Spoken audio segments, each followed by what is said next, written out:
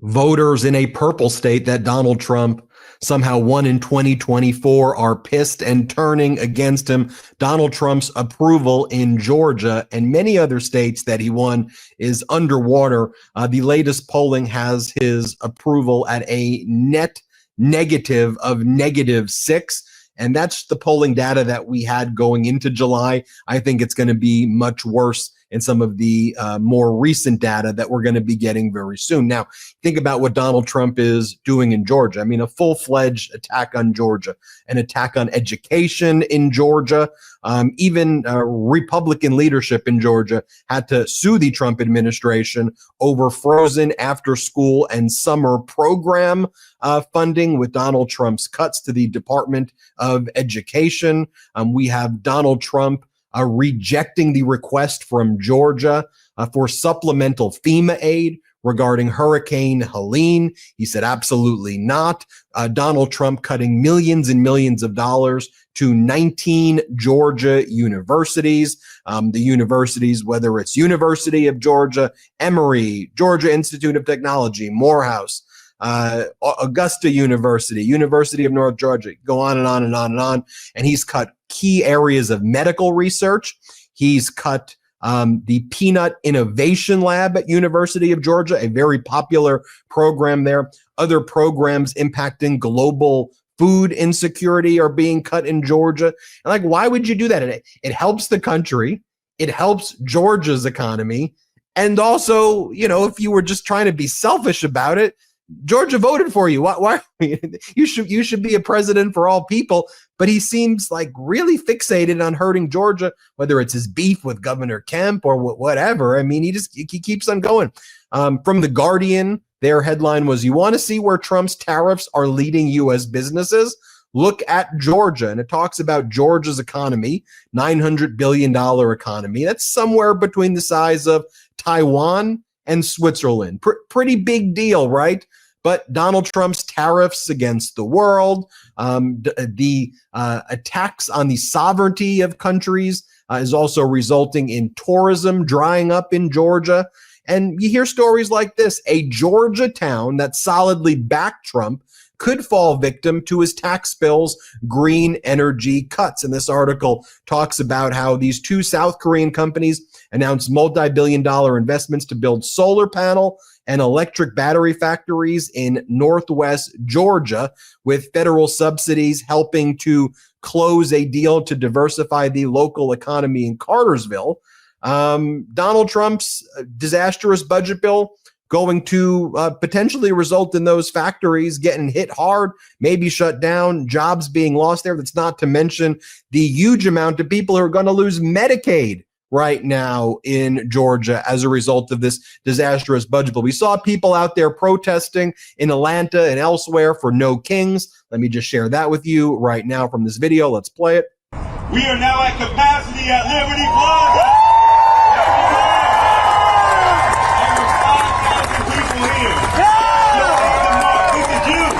This is America. This is Atlanta. Make sure that's right. Give it up.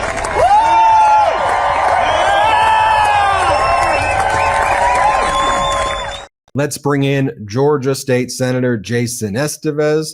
State Senator Esteves is running for governor in the great state of Georgia. Big election coming up there, and the Democratic primary as well coming up also. So Senator Esteves, you saw what I shared there. How is what Trump's policies and what the Republicans doing impacting Georgia? You're right there on the ground floor. Yeah, and we're feeling it all over the place, Ben. And thank you so much for having me on the show. I will tell you, whether it's in a small town like Thomasville down in South Georgia, they saw after-school programs get canceled in the middle of summer, where they had summer school happening. They had to cancel programming. So we're seeing those effects now.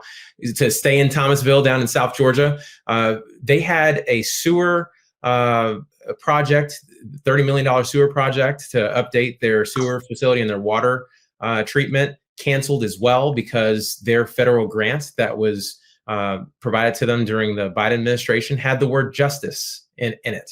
And as a result, $30 million was pulled earlier this year by the Trump administration.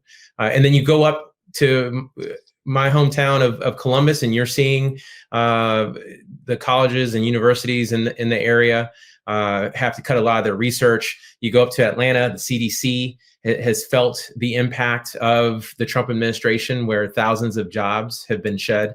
They were doged because of Elon Musk and others. And then you go to our agricultural industry, which in Georgia, Ben, is the #1 industry. And they have seen the Trump administration stall support that they were supposed to get as a result of the impacts of Hurricane Helene. And these are farmers who had their property devastated by that hurricane, and they are still waiting for the federal government to cut checks. So like you said before, you would think that many of these folks are his voters, but he is treating them just like everybody else, putting them last, putting his own politics and his own personal wealth ahead. And as a result, Georgians all across the state are being hurt by it. I mean, like, what's the federal government supposed to do if they're not doing the most basic functions of just protecting people and helping people live and just be able to have a shot? Because it just seems like what this Trump regime has done, they've used big government from people who claim that they were not for it. A big government, but not to uplift people, as a wrecking ball to go into states like Georgia and go, nice FEMA aid you were getting there from Biden after a disastrous hurricane.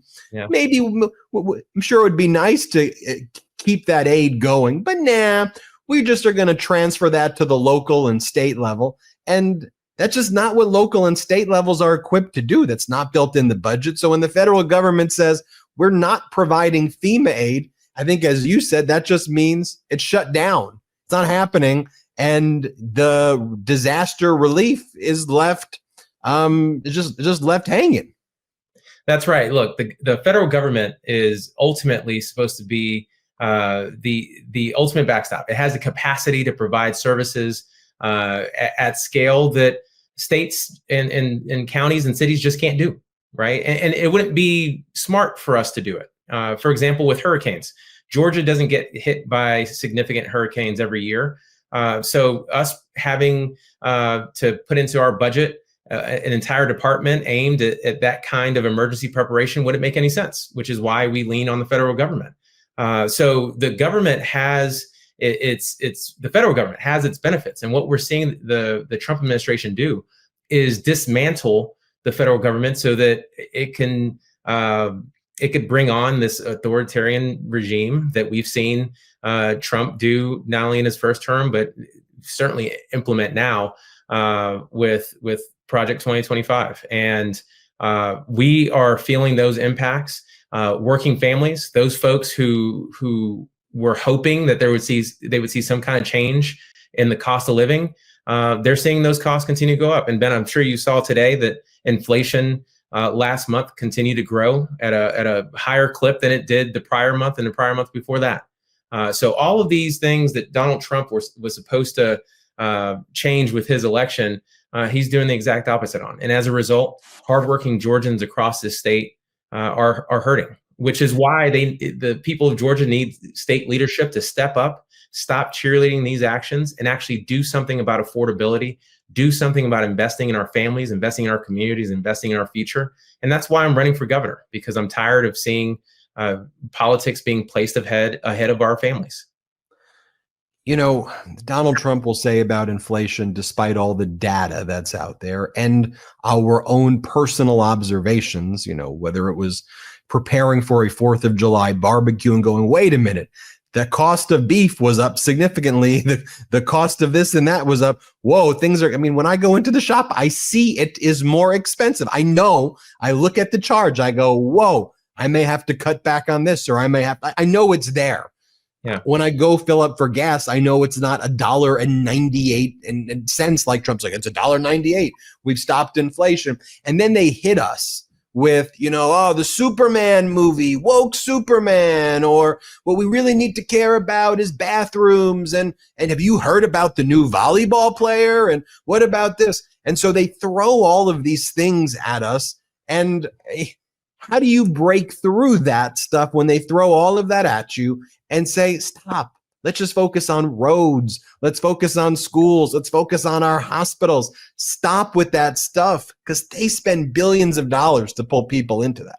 That's right. Well, look, it's about making sure that we don't go down those rabbit holes and stick to the issues that are at hand. And I will tell you, Ben, as a small business owner, my wife and I, we own an urgent care. So we've seen how strained our healthcare system is. We also own 2 restaurants. We own 2 breakfast restaurants, one in Columbus, Georgia, and one in Macon, Georgia. So along the middle of our state. And I can tell you that we had to raise our menu prices. And we had to do that because the food costs shot up dramatically. My staff is feeling the pain of paying more for rent, paying more for childcare. And we have to talk more about these issues and yell it from the mountaintops. And then not only that, we have to talk to voters about how we as Democrats can change that for our voters. And I think that's where we've made the mistake the last couple of cycles. We've been talking to people about what they should be voting against. And now we have to focus on what they should be voting for. And that's what my campaign is bringing to this race. We are talking about affordability, talking about how we need to bring down the cost of housing by building more homes and having a housing revolution all across this state. We're talking about the need for more affordable childcare by ensuring that there are more providers across this state, including in rural Georgia. We're talking about investing in our small businesses because we have a Republican administration that loves to tout that Georgia is a great place to do business. But what it really means is giving money to out-of-state corporations that bring jobs. I want to make sure that we invest in our own people right here in this state who are creating many more jobs when you put them together and ultimately employing more than half of the state's private workforce. So we just have to really stop talking about the issues they want to talk about and talk to voters about the issues we want to talk about, which is making sure that we're keeping and growing the money in people's pockets, making sure that our children have more opportunities than what we had. And if we stick to those, that's when we win these elections this year and beyond. Where can people find out more about the campaign? Yeah, they can join the team by visiting my website, www.jasonesteves.com. They could also follow me on all the social media platforms at Jason Esteves. And look, we're building a campaign that is going to win regardless of which Republican gets nominated. And Ben, I don't know if you've heard, but we have Chris Carr and Burt Jones, who are lesser known probably to your audience, but Marjorie Taylor Greene is thinking about getting in. And I think if she were to get in, she would have a serious shot at being the nominee. So we have to do everything that we can to stop her because she would be a disaster for this state. And I'm proud to say that we're building a campaign that will have the coalition needed to beat her back. State Senator Jason Esteves, thanks for joining us. Keep us updated along the way of this campaign. We'd love to have you back. Will do. Thank you so much for having me. Everybody hit subscribe and let's get to 6 million subscribers. The truth is more important than ever. Check out our new Truth Over Lies collection at store.MeidasTouch.com. All 100% USA union made.